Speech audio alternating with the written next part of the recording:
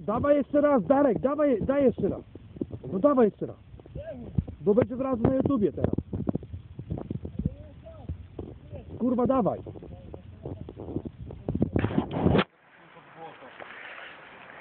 Ale ty nie wyjedziesz na stronę. No ale spróbuj, bo ja to będę zaczął nagrywać z YouTube'a od razu i od razu rzucę na YouTube, od razu. Tylko dam sztęgi od razu na YouTube rzucę. Boi się, nie?